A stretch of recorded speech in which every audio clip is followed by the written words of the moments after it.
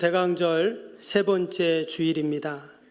우리 대강절은 성탄을 앞두고 4주간을 대강절이라고 합니다.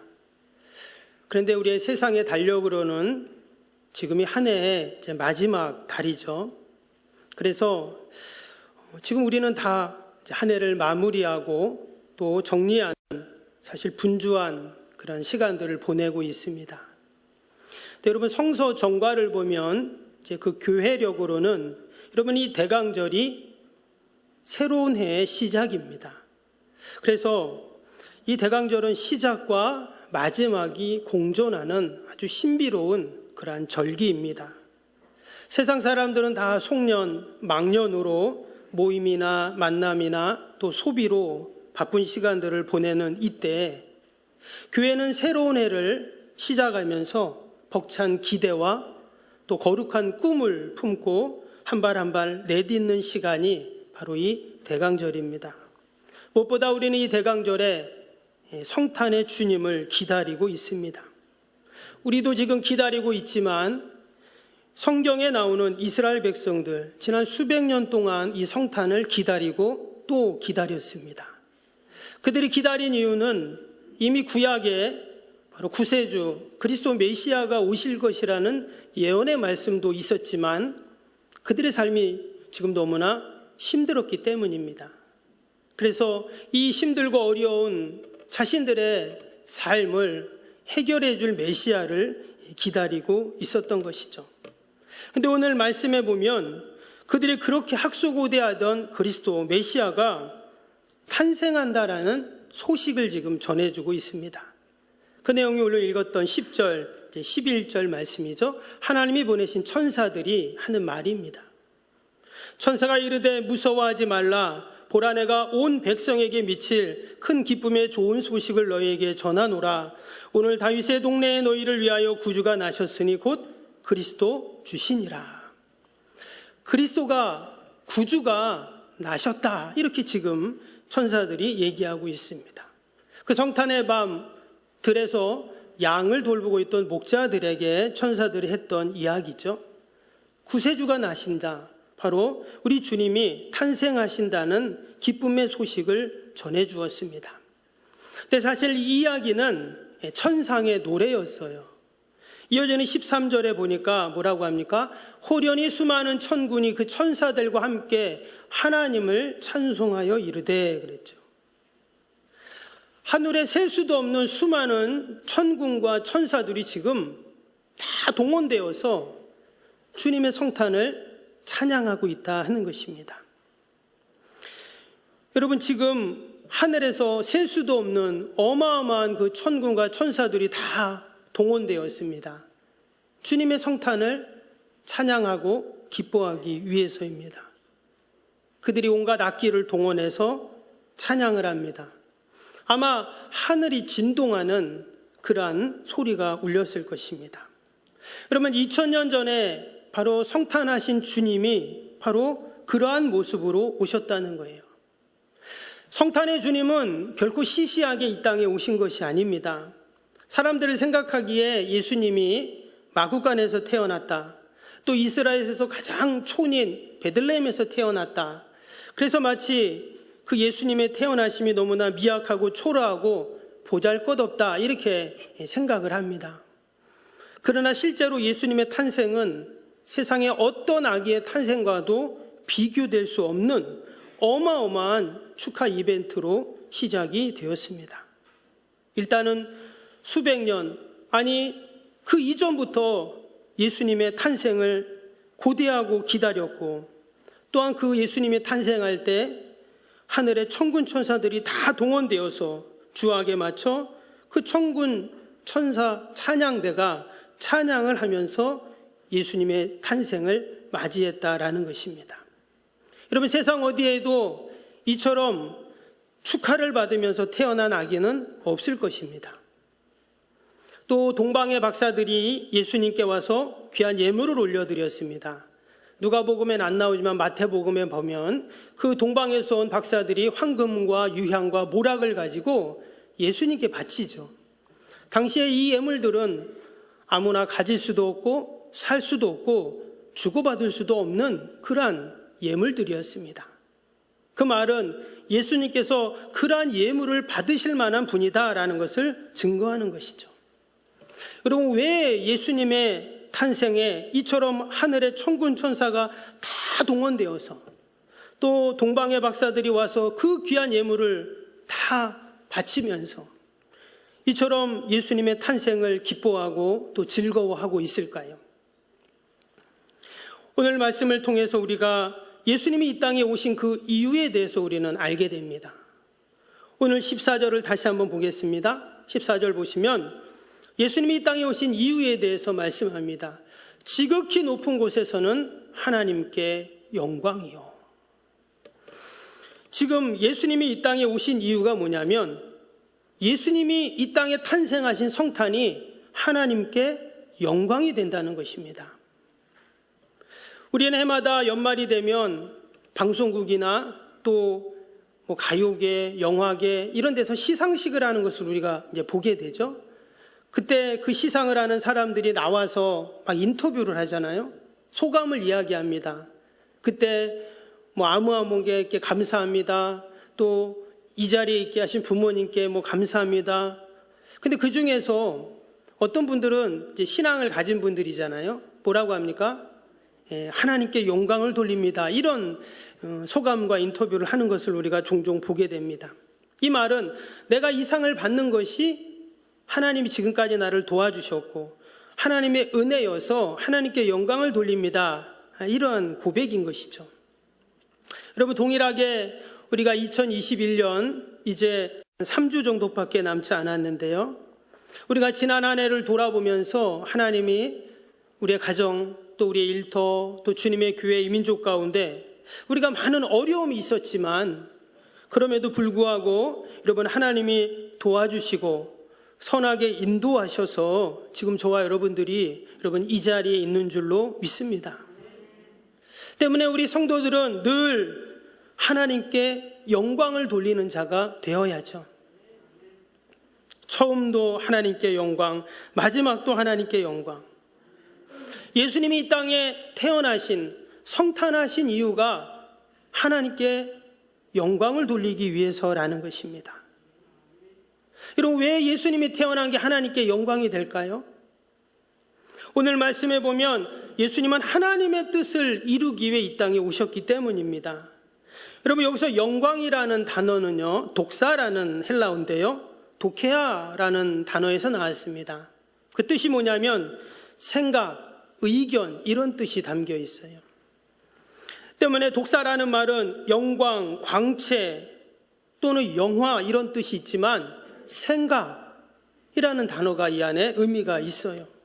그래서 우리가 지금 하나님께 영광이라는 이 말 속에는요, 하나님의 명성, 하나님의 광채, 또 하나님의 영화, 또 하나님의 생각, 뜻 이 안에 다 담겨 있다는 거예요.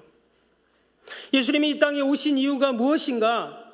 바로 하나님의 뜻, 생각을 이루기 위해서, 하나님의 명성을 드높이기 위해서, 또 하나님을 영화롭게 하기 위해서 예수님은 이 땅에 태어나셨습니다.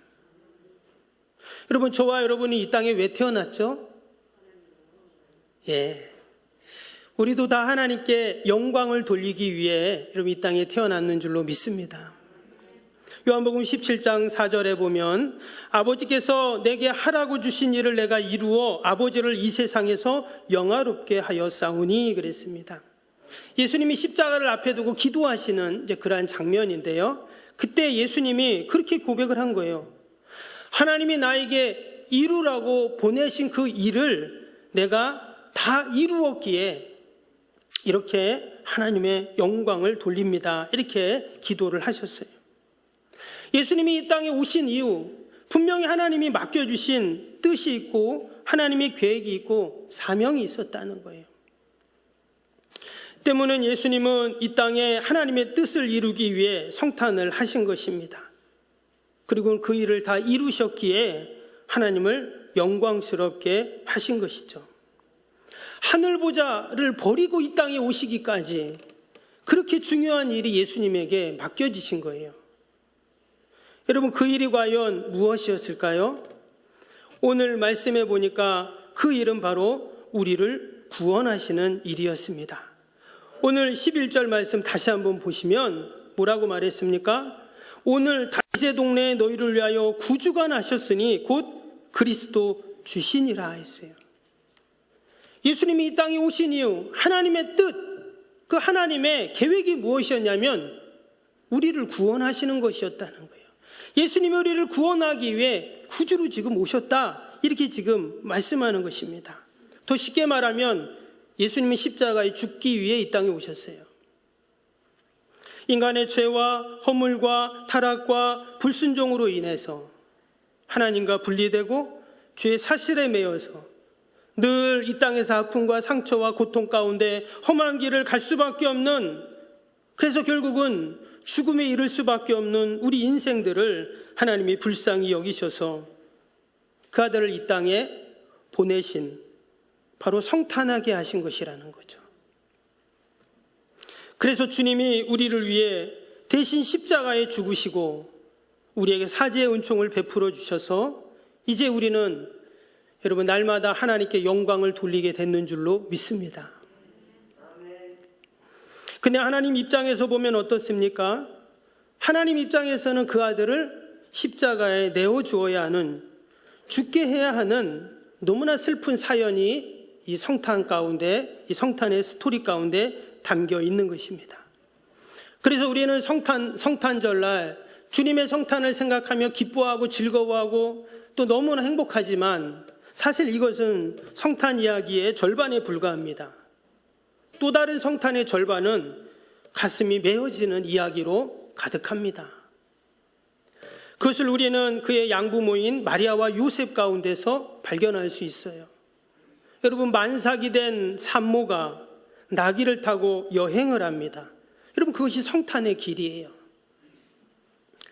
가정의 평화와 태어날 아기의 평화를 위해 마리아는 기꺼이 자신을 희생합니다. 그런데 그 만삭이 된 산모를 받아주는 사람은 아무도 없어요. 만왕의 왕이 태어나는데 그것을 아무도 모르는 거예요. 그래서 짐승의 냄새와 오물의 냄새로 가득한 마구간에서 아기를 낳게 됩니다. 마리아에게는 첫 번째 아기입니다. 더욱이 성령님께서 잉태하게 하신 하나님의 아들을 낳는데 그 냄새나고 더럽고 지저분한 헛간에서 아기를 낳은 것이죠. 여러분, 엄마 입장에서 어땠을까요? 엄마 입장에서는 너무나 가슴이 메어지는 아픔입니다. 근데도 마리아는 누구를 원망하거나 절망하지 않습니다. 오직 성탄을 위해, 하나님의 영광을 위해서 그렇게 다 참아내죠. 여러분, 아이가 태어났을 때 헤롯의 음모로 인해서 지금 이 마리아는 아직 산후조리도 제대로 못했지만 머나먼 이국 땅 애굽으로 또다시 피난길을 떠나야 했습니다. 때문에 2000년 전에 이 성탄은 너무나 가슴 아픈 날이에요. 고통의 날입니다. 나약하고 힘없는 민초들에게 한이 맺힌 그런 인생의 이야기가 여러분 성탄 가운데 가득 담겨 있습니다. 그런데 이것은 우리에게 무엇을 이야기해 줍니까? 어떠한 삶의 고통과 아픔과 슬픔 가운데서도 절망하지 않고 낭망하지 않고 성탄의 그 놀라운 하나님의 은혜를 경험하기 위해서, 그래서 오직 하나님께만 영광 돌리기 위해서 이 성탄을 아름답게 만들어갔던 마리아와 요셉과 또 오늘 본문에 나오는 천사와 또한 목자들과 이 모든 사람들이 오직 하나님의 영광을 위해서 여러분 성탄을 만들어 갔는 줄로 믿습니다. 더 나아가서 자신의 아들을 십자가 내어줘야 하는 것을 아시면서도 그 아들을 이 땅에 보내신 그 하나님의 마음, 그 마음이 바로 이 성탄절 가운데 있다라는 것입니다. 그래서 우리의 삶은 늘 이 성탄처럼 오직 하나님의 영광을 돌리는 삶이 우리 성도들의 삶인 줄로 믿습니다. 이번 성탄은 우리가 그냥 기뻐하고 즐거워하고 케이크 사서 촛불 끄고 끝내는 그런 성탄이 아니라 수많은 사람들의 성탄을 위해서, 하나님의 영광을 위해서 그 성탄을 지키고 만들었던 것처럼 저와 여러분이 그러한 하나님께 영광 돌리는 성탄이 되기를 주님의 이름으로 축복합니다. 그리고 또 한 가지, 예수님이 이 땅에 오신 이유는 이 땅의 평화를 위해서입니다. 오늘 14절 말씀을 다시 봅니다.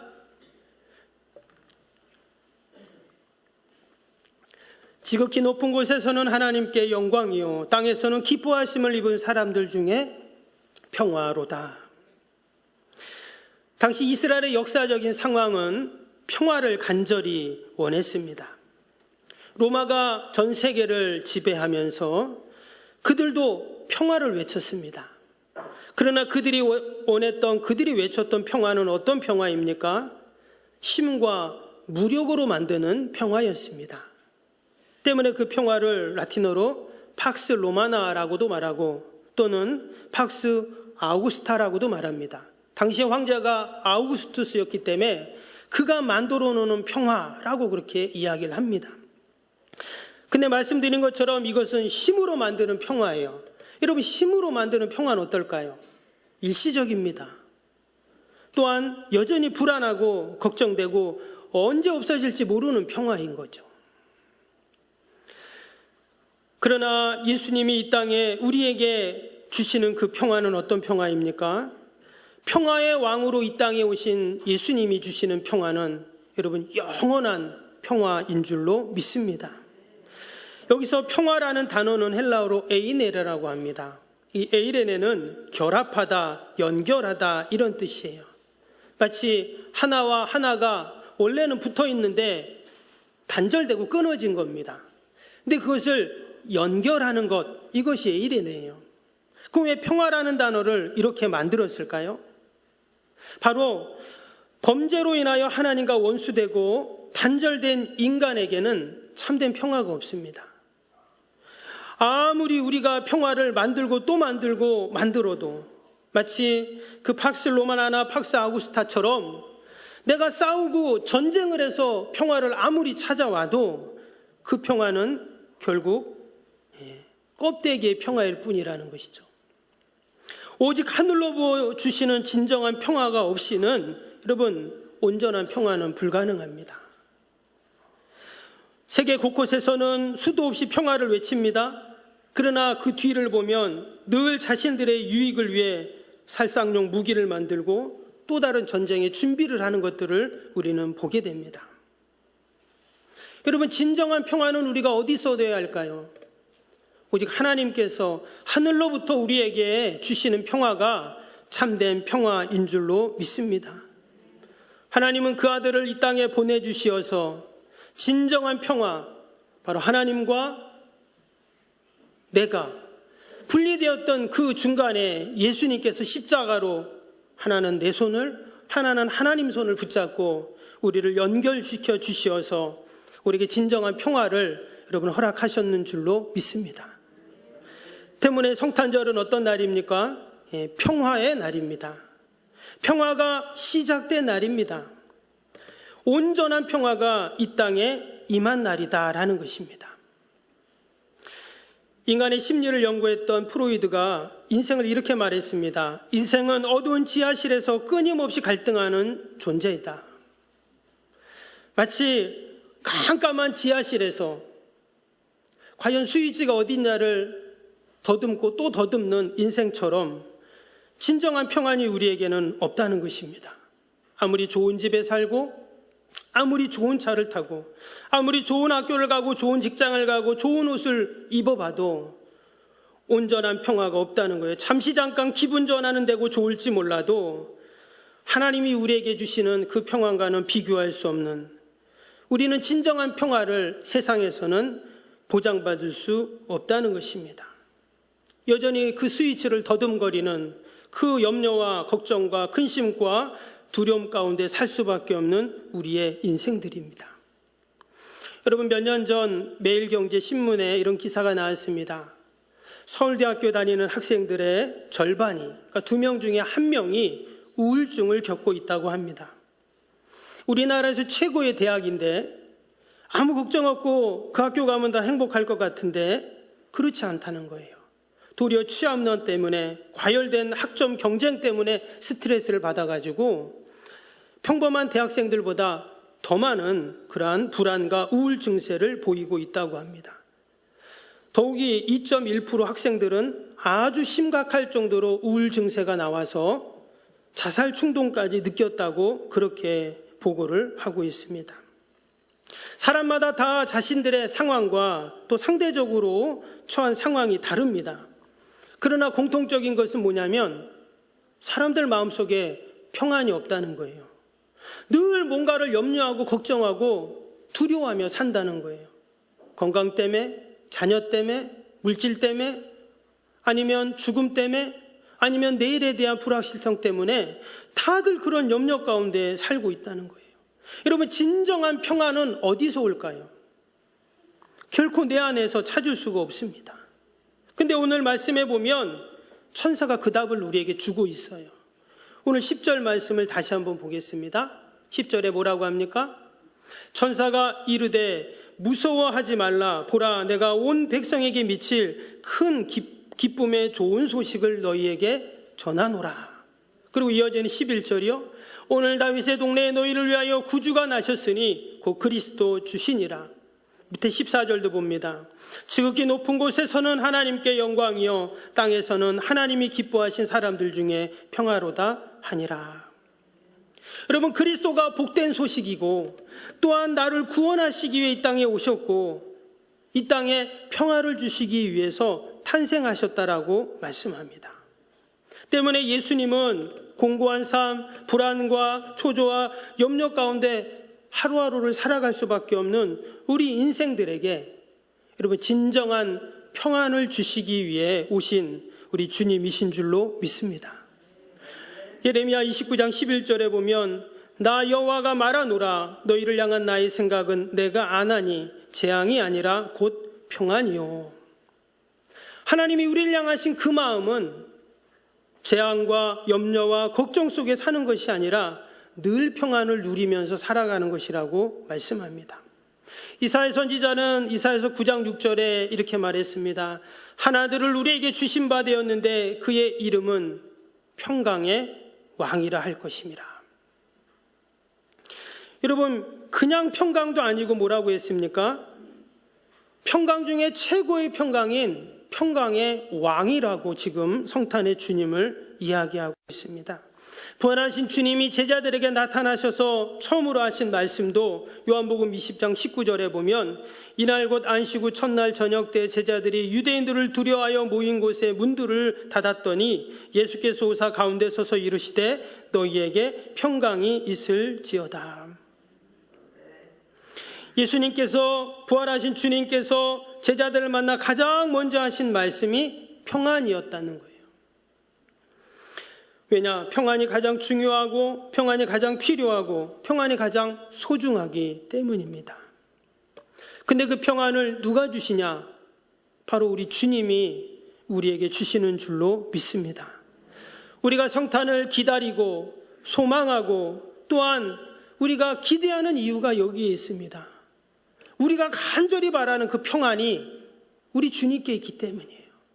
주님이 성탄하시는 그날 우리에게 그 평안을 선물로 주시기 위해서 여러분 이 땅에 오셨습니다. 우리가 재림의 주님을 기다리는 이유도 마찬가지입니다. 주 예수여 어서 오시옵소서. 우리가 그 마라나타 신앙으로 이 땅에서 모진 핍박과 환난과 모든 어려움들을 이겨내야 하는 이유도 바로 주님께서 우리에게 평강을 약속하셨기 때문입니다. 여러분, 세상의 부귀와 영화를 바라는 것이 아니죠. 세상의 높은 지위와 권세를 갖기 위해서 우리가 주님을 기다리는 것이 아닙니다. 바로 하나님이 우리에게 부어주시는 우리가 그 평강을 맛보기 위해서 우리는 주님의 성탄을 기다리고 있습니다.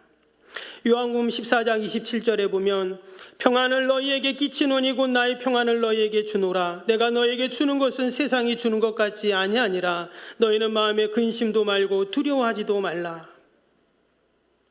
주님이 우리에게 주시는 평안은 세상의 것과 같지 않다고 분명히 말씀하셨어요. 아니, 세상 것과 비교할 수 없다고 그렇게 말씀하셨습니다. 여러분, 이번 성탄절에는 우리에게 평안을 선물로 가지고 오시는 그 성탄의 주님을 꼭 여러분 만날 수 있기를 바랍니다. 그래서 성탄은 평화의 날이고 또한 평화의 시작이고 이 땅의 평화가 또한 출발한 날입니다. 인류는 그날을 기념하면서 성탄을 기준으로 AD와 BC로 주전과 주후로 연호를 쓰고 있어요. 주님이 오시기 전까지는 평안하지 않았는데 주님이 이 땅에 오셔서 이제 평안해졌다는 거예요. 혹이나 저와 여러분들 가운데 아직도 내 마음속에 참된 평안이 없다면 여러분, 나를 위해서 평안을 가지고 이 땅에 오시는 그 성탄의 주님을 여러분 꼭 만날 수 있기를 바랍니다. 그 주님을 만나야, 그 성탄의 주님을 내가 경험해야 여러분 하늘로부터 부어주시는 폭포수 같은 그 평강이 넘칠 줄로 믿습니다. 그러면 내가 조금 돈이 없어도, 내가 조금 건강이 안 좋아도, 혹이나 내가 세상 사람들이 나를 조금 안 알아줘도 아무 문제가 되지 않습니다. 왜? 세상에서 줄 수 없는 그 평안을 성탄의 주님이 나에게 주시는데, 그 평안을 가지면 염려하고 두려울 것이 없다는데, 여러분, 저와 여러분이 꼭 성탄의 주님을 만날 수 있기를 바랍니다. 이렇게 말씀드리는데도 성탄절날 교회 안 오시는 분이 계세요. 이 바쁜 약속이 있어서. 여러분, 주님 만나는 것보다 바쁜 게 어디 있습니까? 우리가 꼭 이번 성탄절은 주님 만날 수 있기를 바랍니다. 오늘 말씀 보면 천사들이 누구에게 이 성탄의 소식을 전합니까? 들판에 있었던 목자들에게 이 평강의 왕이 오신다는 성탄의 소식을 전해줍니다. 천사들은 지금 성탄의 소식을 알리려고 궁궐로 가지 않았습니다. 고관 대작들을 만나려 가지 않았어요. 당시에 수많은 종교 지도자들이 있었지만 그들을 만나지 않았어요. 가장 먼저 누구를 만났습니까? 목자들을 지금 만났습니다. 당시의 목자들은 양떼들과 함께 잠을 자고 생활하고 풀을 찾아 여기저기 광야를 떠돌아다니는 아주 고달픈 인생을 사는 사람들입니다. 그런데 그 고달픈 인생을 사는 자들에게 가장 먼저 천사들이 와서 평화의 기쁨의 소식을 전해주었어요. 마치 우리의 인생이 목자들처럼 고달프고 때로는 외롭고 여러분 힘들 때가 있습니다. 그런 저와 여러분들에게 평안을 주시기 위해서 예수님이 이 땅에 여러분 성탄하셨는 줄로 믿습니다. 그래서 세상 어떤 사람보다 가장 먼저 그 성탄의 소식을 나에게 알려주세요. 그리고 그 성탄의 소식을 들은 목자들이 또 어떻게 했습니까? 이번에 그들은 그 성탄의 소식을 가지고 베들레헴 마구간으로 달려갑니다. 그래서 그의 마리아와 요셉에게 그 소식을 알려주게 되죠. 여러분, 이번 성탄에 저와 여러분도 그 주님의 성탄의 소식을 기다리고 기다리는 또 다른 마리아와 요셉에게 여러분 알려줄 수 있기를 바랍니다. 저와 여러분이 목자가 되어서 목자 천사에게 들었던 그 기쁜 소식을 우리의 가족들에게, 이웃들에게도 전해야 되죠. 그리고 함께 우리가 하나님이 주시는 그 평강을 함께 누리고 하나님께 영광을 돌리는 이번 복된 아름다운 성탄이 되시기를 주님의 이름으로 축복합니다. 기도하겠습니다.